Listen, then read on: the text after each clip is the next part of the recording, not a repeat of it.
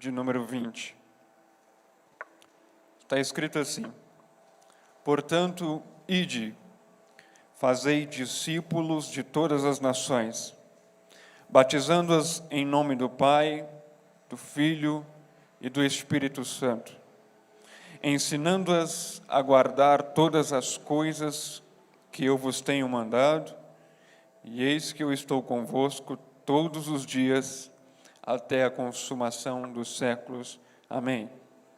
Portanto, ide, fazei discípulos de todas as nações, batizando-as em nome do Pai, do Filho e do Espírito Santo, ensinando-as a guardar todas as coisas que eu vos tenho mandado, e eis que eu estou convosco todos os dias, até a consumação dos séculos.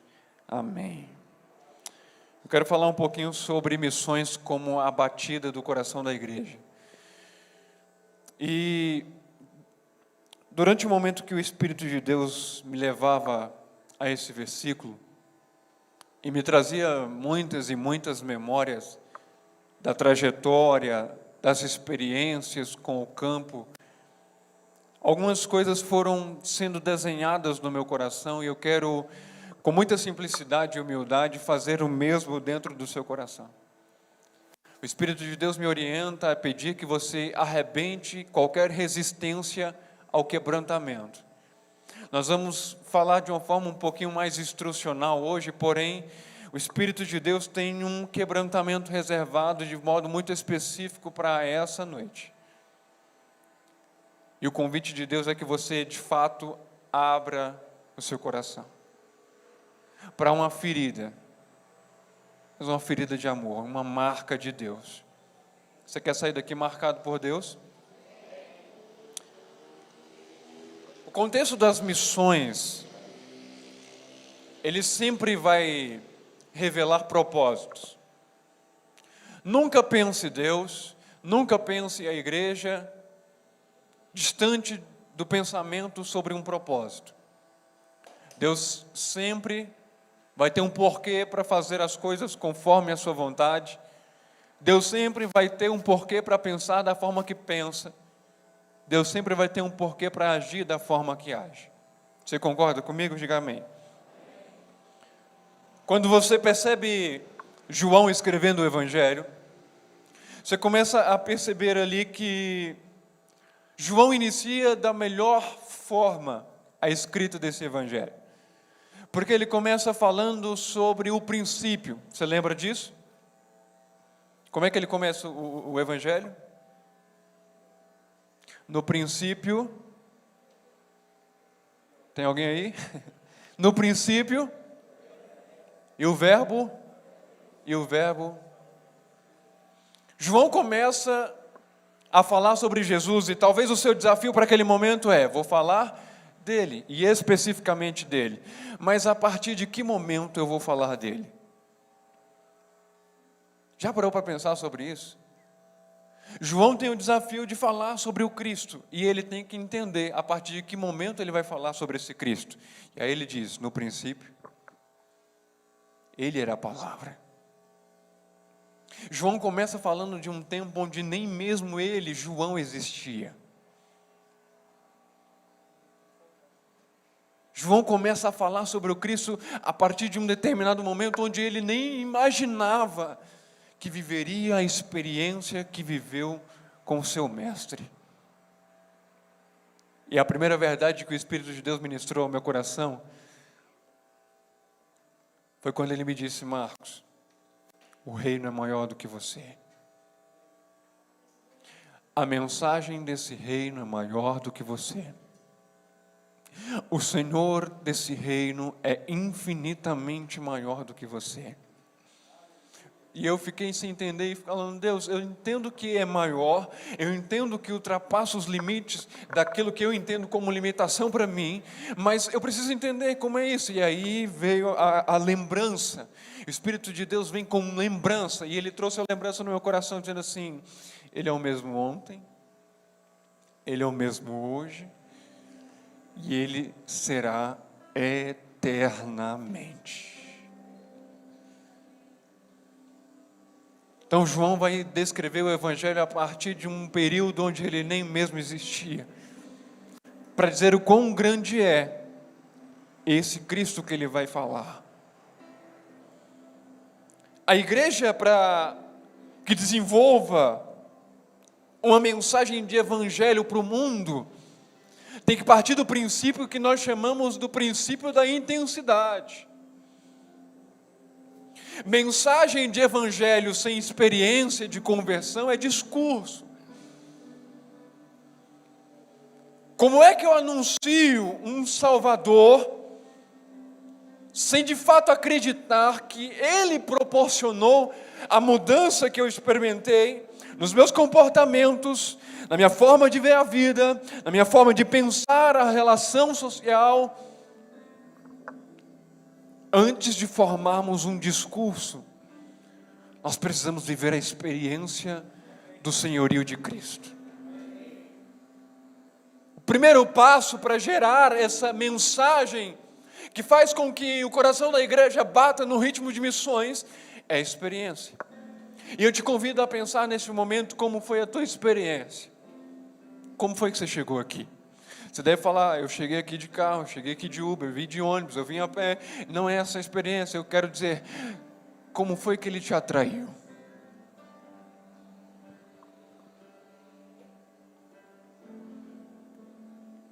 Marcos, eu não lembro muito bem os detalhes, eu te convido a lembrar. Porque todos os meses nós participamos de um culto onde está escrito, façam isso em memória de mim. Se uma das coisas que você não pode esquecer nessa sua trajetória foi o dia que você teve um encontro com Ele.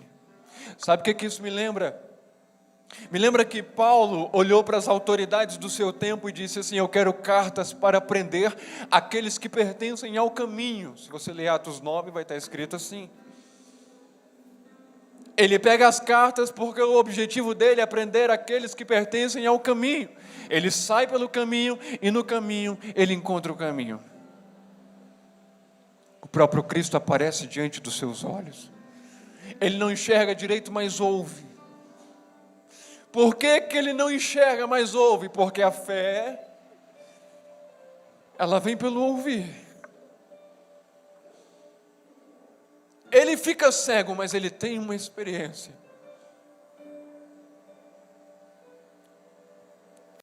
Senhor, quem és tu? Eu sou o Cristo, a quem você persegue. Perseguição é ir atrás, você concorda comigo? O propósito de Paulo estava desvirtuado porque ele queria matar aqueles que eram considerados do caminho, mas ele perseguia Cristo. Jesus deixou isso claro diante dele. Quem persegue, acha.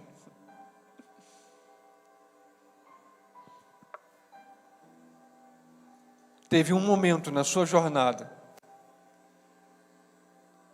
que ele teve que entrar no meio do seu caminho. Talvez você soubesse até para onde ir, mas não sabia o que fazer da vida.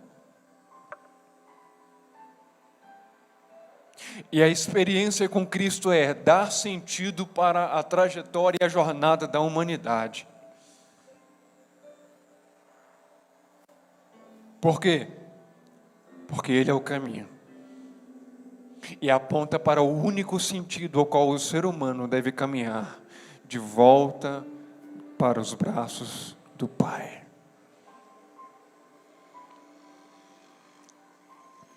Saulo é interrompido no meio do caminho. E isso queimou o meu coração quando nós falávamos sobre essa questão da parada. Não tinha ninguém que conhecesse mais sobre esse Deus do que o próprio Saulo. Mas conhecer pela boca dos outros é fácil. O negócio é quando ele resolve se apresentar. E eu não sei se você veio para cá com o coração preparado para isso, mas o Espírito de Deus me dizia enquanto eu estava sentado ali, eu vim para me reapresentar. Por quê? Porque estamos parados no tempo. A pureza das missões está intimamente ligada com o propósito dela. Por que falar e anunciar o que nós vivemos e anunciamos? Qual o sentido de dedicar tempo, esforço, investimento financeiro para uma propagação de mensagem em que em alguns momentos será profundamente renegada? Você está preparado para ministrar e anunciar o Evangelho para pessoas que não vão querer te ouvir?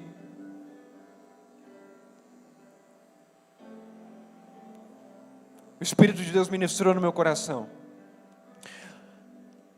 A efetividade de cada passo fora de casa com o fogo das palavras eternas sempre será medido pelo grau de foco que o missionário impõe sobre sua jornada. E na maioria das vezes eu estava conversando com o pastor e questionando um pouquinho a profundidade desse tema, ele me disse: tem gente que pelo simples fato de estar fazendo, julga aqueles que não estão fazendo o que ele está fazendo.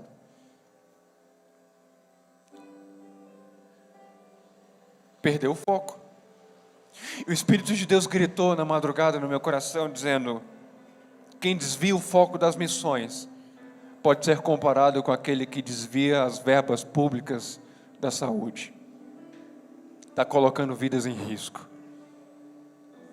O rebanho nunca vai crescer se você tentar alimentá-lo maldizendo o pasto. O convite de Deus é para uma reflexão. Só existe um foco para as missões: é não entrar no céu sozinho. O mesmo lugar que foi ofertado para mim um dia, que eu resolvi aceitar e caminhar nessa jornada com Cristo, é oferecido para você. Porque a partir do momento que nós temos a experiência com Cristo, nos tornamos um.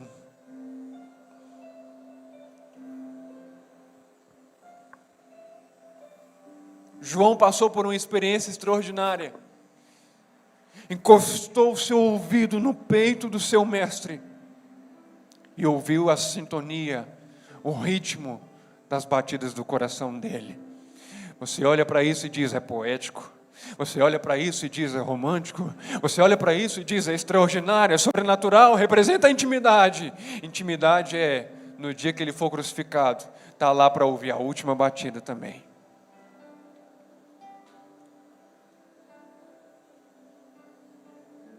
A Bíblia não diz isso, mas eu imagino João olhando para a cruz, vendo o seu mestre crucificado e dizendo: possa ser que o teu coração pare de bater aí, mas eu conheço o ritmo que ele bate. Pode deixar que ele vai continuar batendo aqui dentro. E o Espírito de Deus manda te perguntar: bate alguma coisa aí dentro?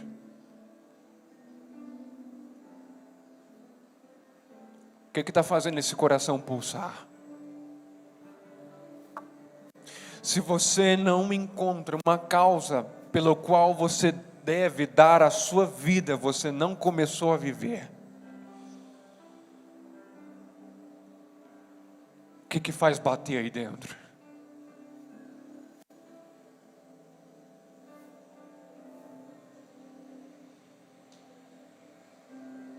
O que faz bater aí dentro?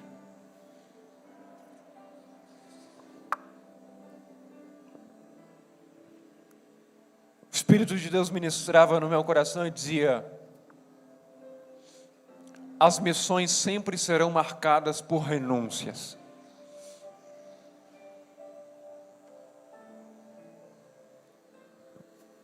Renúncias.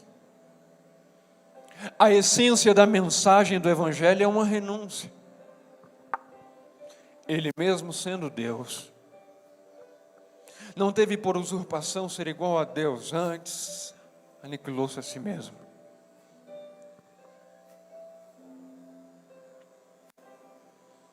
Então, para que você ajuste o foco das missões nesse tempo, tem que abrir mão de alguma coisa.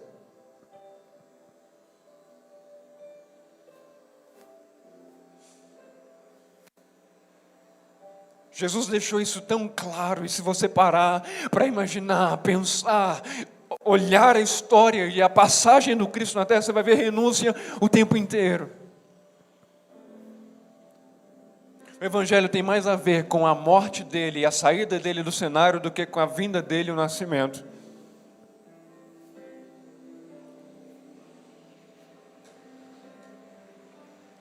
Quantas almas Jesus ganhou enquanto estava vivo?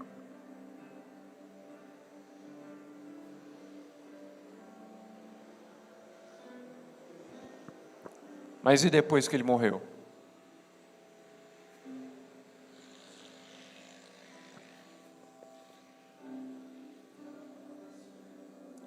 Há uma análise que precisa ser feita.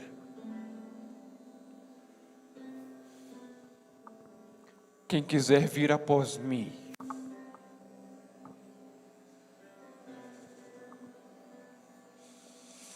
para vivenciar o foco primordial do coração de Deus com relação às missões, é necessário se desprover de todo e qualquer propósito paralelo.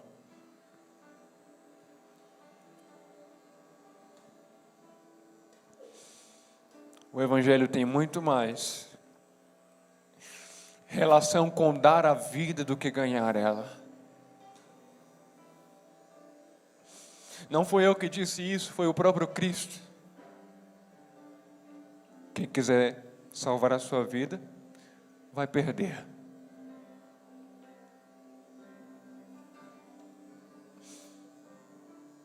Mas quem quiser perder a sua vida pela minha causa e pela causa do Evangelho, esse vai encontrar.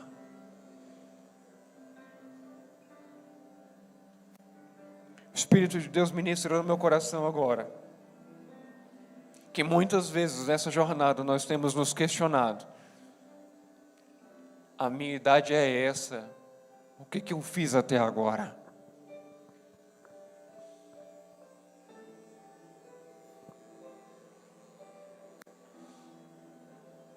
Por que da minha inércia? Eu vou usar uma frase que a gente sempre costumou usar ela, mas nunca parou para refletir sobre ela. Deus está trabalhando. Se Deus está trabalhando, por que eu estou parado? Trabalhar enquanto é dia. A noite vem quando ninguém pode trabalhar. Eu não sei se você está preparado para isso, mas hoje nós vamos entrar praticamente dentro de um chacoalhão de Deus.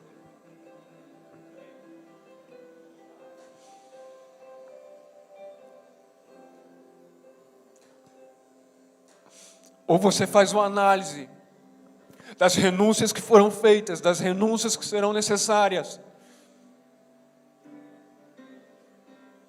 ou vai ser extremamente difícil se assemelhar a Ele. Porque a eloquência das missões é o quanto a sua vida é parecida com a de Cristo. Até que as pessoas confundam.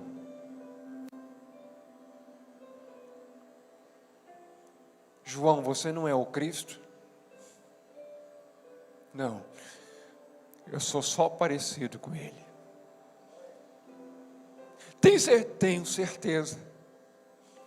Pode deixar que quando Ele chegar, eu vou apresentar Ele para vocês. Aí um dia Ele, o ministério dele, aí Jesus vem e aparece. E Ele olha, aponta, mostra para todo mundo e diz: eis o Cordeiro de Deus que tira o pecado do mundo.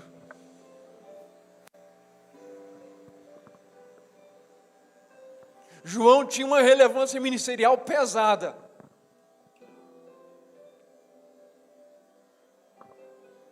Ele não pregava no templo, ele pregava no deserto. Todo mundo ia para lá para ouvi-lo. O que esse cara tinha para atrair tanta gente assim? Estima-se que quase 5.000 pessoas eram batizadas por dia.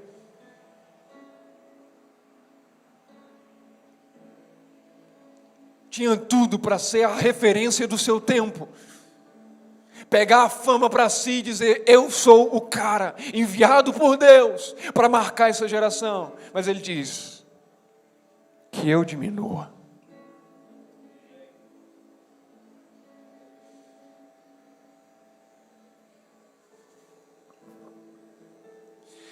Após mim vem um muito mais poderoso do que eu, e eu não sou digno de desatar as suas sandálias.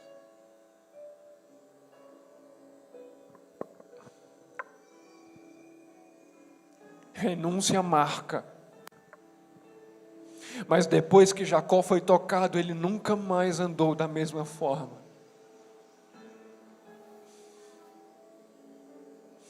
Enquanto era cantado aqui, o Espírito de Deus me dizia, eles estão pedindo por feridas.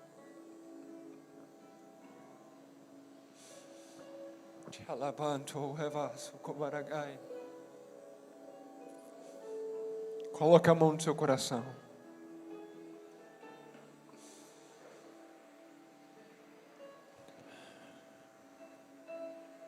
Na autoridade do nome de Jesus.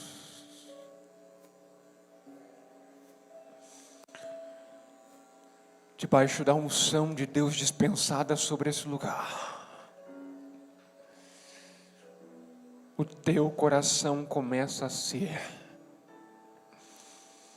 marcado por Deus.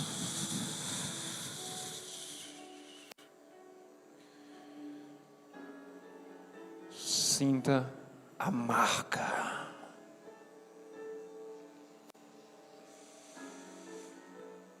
Sente a marca.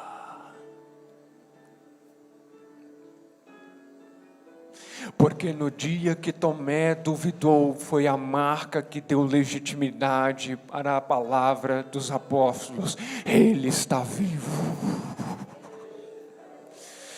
Seja marcado por Deus agora.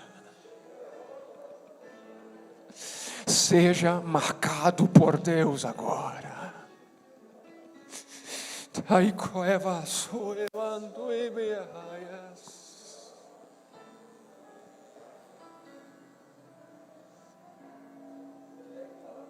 Se for preciso, recebe um choque do desfibrilador no seu peito. Mas recebe a marca. A marca do propósito. Deus te faz entender o propósito sem te explicar por quê. Simplesmente vivendo. Pediu para ser gerada a ferida de amor no seu coração, então seja ferido por Deus.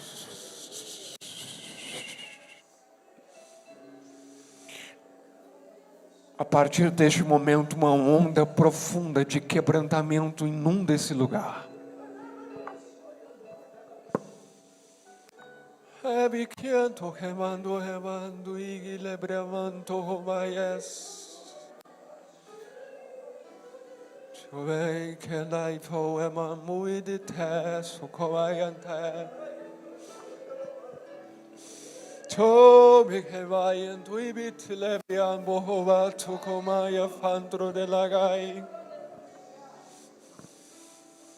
Te pamaya cantu bereia solandro tovergia moendo te.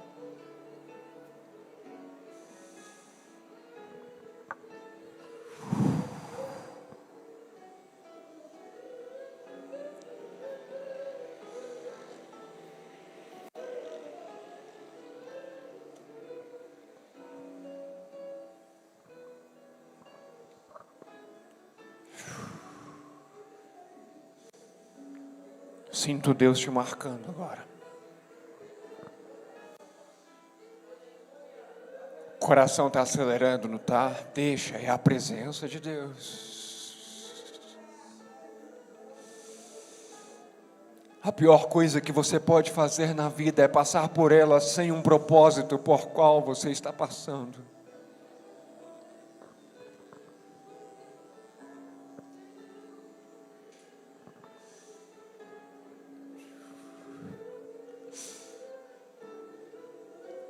O Espírito de Deus está dizendo: derrama essas lágrimas. Antes de ressuscitar a geração de Lázaro, é preciso chorar.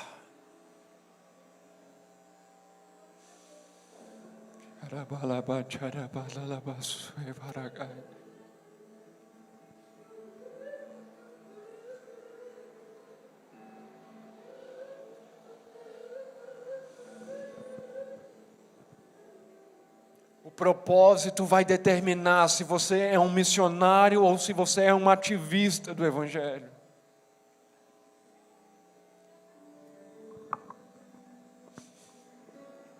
E é quando o Espírito de Deus vem e toca o coração que nós percebemos que o ID não é uma ordem, é um conselho.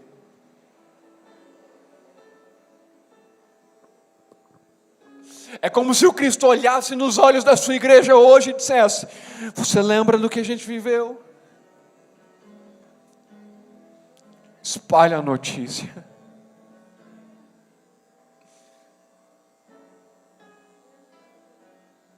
Você lembra da nossa experiência de conversão, de mudança? Espalha a notícia.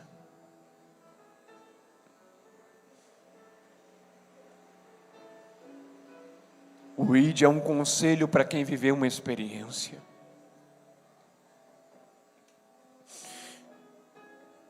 É por isso que você não pode perder de vista essa memória.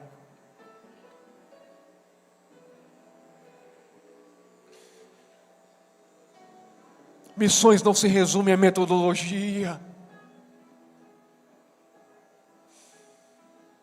Se o teu coração não for queimado por essa experiência de conversão e pelo conhecimento pleno e bíblico de quem Jesus Cristo é,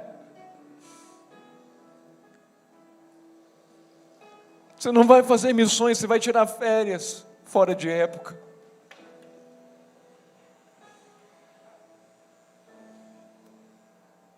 Você já parou para pensar que os teus pais dependem da mensagem que você carrega?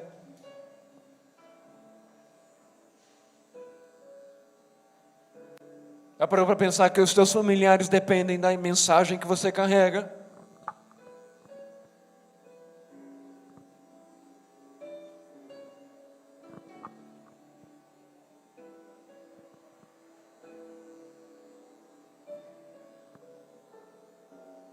É preciso ter intenção.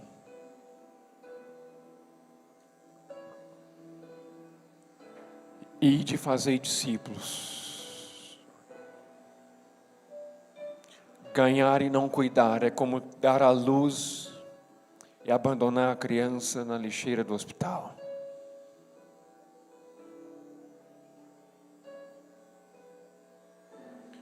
Você será eternamente responsável por aqueles a quem você traz a Cristo.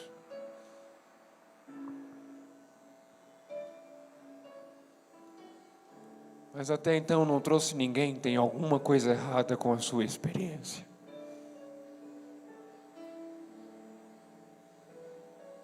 Não existe uma pessoa que descubra onde tem pão e não consiga matar a fome de alguém que está próximo dela.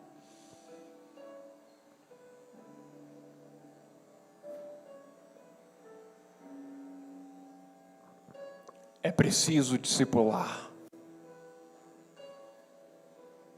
Não são 52 almas num culto que a gente tem que olhar.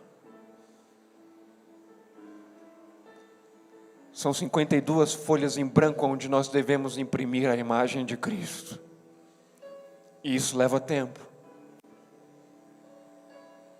Eu passei os últimos 15 anos da minha vida, curta até agora, lidando com os mais diversos problemas na questão do discipulado. Mas tu não entende qual é o sentimento, a satisfação de ver alguém andando com Cristo pelas próprias pernas.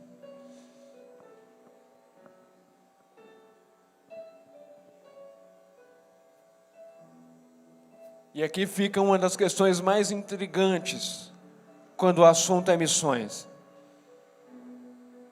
Você não vai ver relatos de Jesus ganhando almas em seu ministério, mas vai ver relatos dele discipulando. Quando um cara tentou seguir ele, falou assim: eu vou atrás do Senhor, ele diz: não. Aqui é para chamados, não é para oferecidos. E para o gadareno, o ide significou voltar.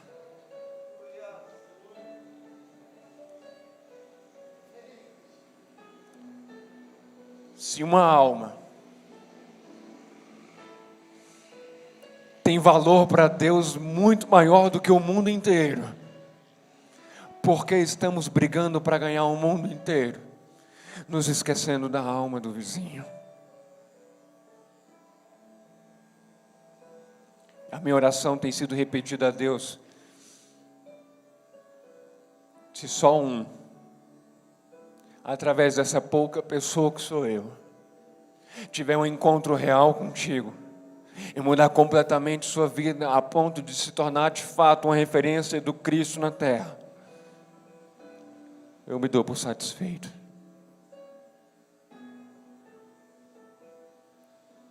Porque o discipulado não vai trazer visibilidade. O discipulado não vai te dar status.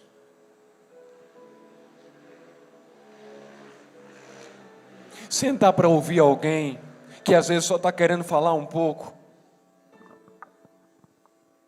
Deixa eu te lembrar uma coisa: missões não tira de você a humanidade. Você não se torna anjo por estar fazendo missões. A sociedade vai olhar para você e vai dizer o quê? Você é um genuíno pregador do evangelho, ou você é só mais um bom cidadão?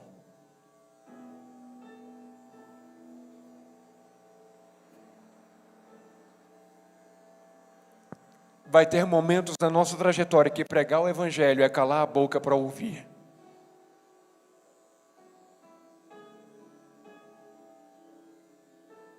Eu lembro de uma experiência onde eu passei 9 horas ouvindo uma única pessoa.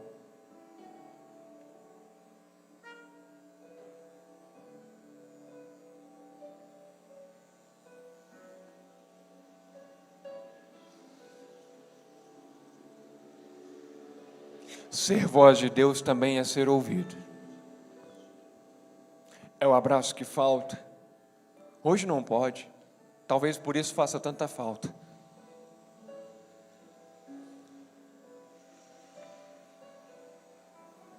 Jesus ia na casa, apertava a mão, se preocupava, olhava nos olhos, chorava junto, falava: vou comer na sua casa, arruma a cama, vou dormir na sua casa. Você estava querendo me ver, Zaqueu, desce daí, porque agora a gente vai ser amigo. Nós temos um assunto para tratar. E foi assim que ele curou a corrupção do coração de Zaqueu. Para que você acha que o nosso poder político não tem jeito? Tem.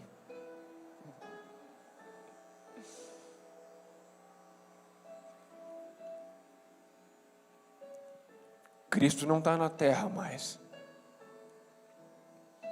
Mas a nossa semelhança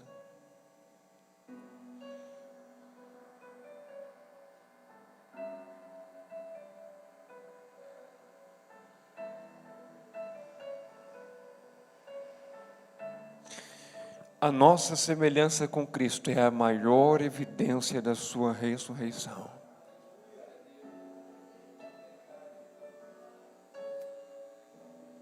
Ele nunca vai ser visto como um Cristo vivo se o seu semblante for morto. Se a sua vida for morta, reage. Viva como se Cristo tivesse morrido ontem, ressuscitado hoje e voltasse amanhã.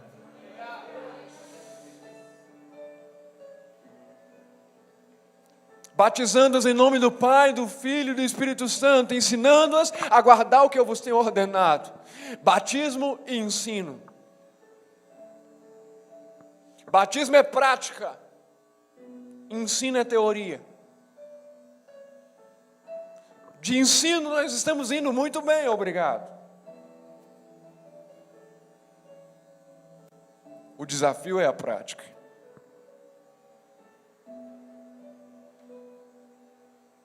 Você já parou para pensar por que você tem que se submeter a um batismo para fazer parte de um corpo? Se você não conseguir obedecer a uma ordem, a um mandamento e a um exemplo de mais de 2000 anos atrás, qual vai ser a ordem que você vai obedecer do domingo passado? Ouvir Deus será irrelevante.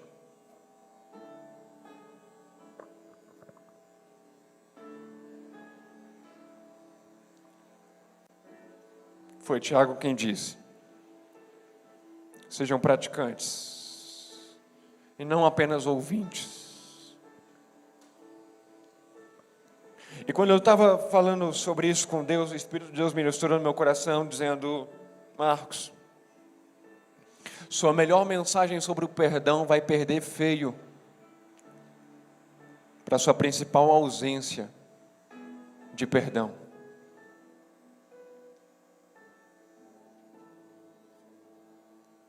E o Espírito de Deus entregou a minha alma dizendo: Marcos, existem limites para o perdão?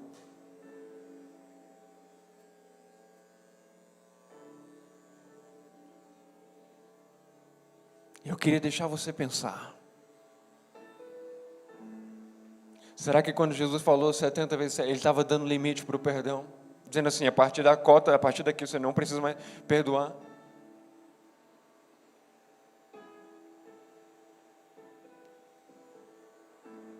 Existe limite para perdoar?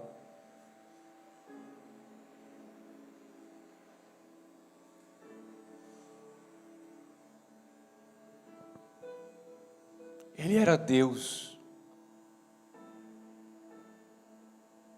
Deus saiu na terra. Morreu da pior forma que um ser humano poderia morrer. Simplesmente para dizer: eu te perdoo. Eu te dou uma nova chance para você se aproximar novamente do nosso Pai.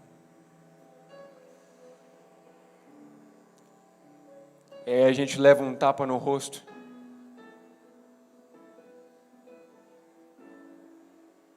E nós já queremos tirar as nossas diferenças.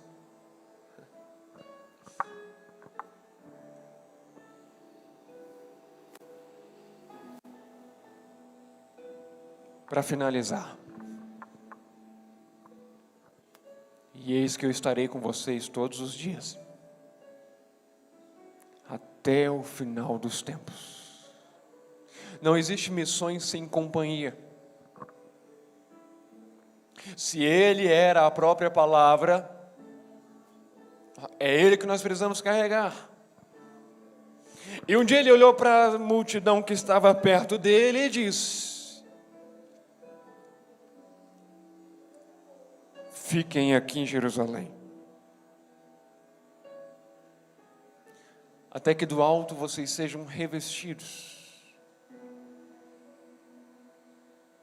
porque vocês não terão efetividade na mensagem de vocês sem a companhia daquele que convence o homem que está errado.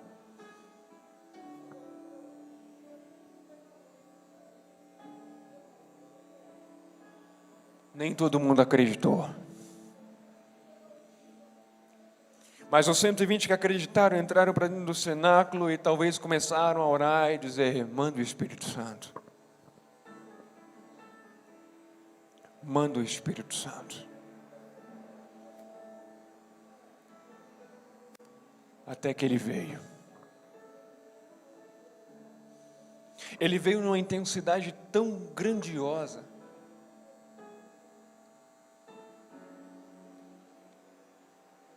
Encheu todo mundo que estava na casa. E aí de repente todo mundo começou a falar em outras línguas. E o mais sinistro, quem estava lá fora entendia o que eles estavam falando.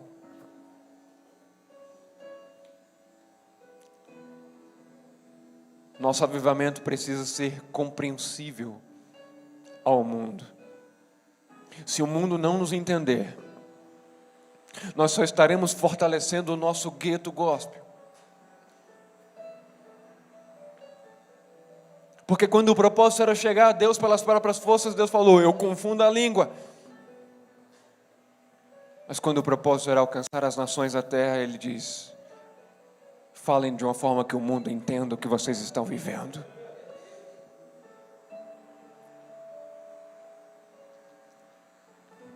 E foi o mais improvável deles que levantou a mão naquele mesmo dia e disse, deixa eu explicar para vocês o que está acontecendo. E quando ele explicou, e quando ele pegou a trajetória do Cristo, desde as profecias até o dia da sua ressurreição e ascensão aos céus, quase 3.000 vidas se entregaram a esse novo estilo de viver. Você só precisa de uma experiência que seja profundamente bíblica, para que o Espírito de Deus tenha liberdade para convencer o mundo de que não existe outro lugar na terra que seja melhor do que a sala do trono. E foi para isso que o Espírito de Deus reservou esse momento final. Se coloque de pé.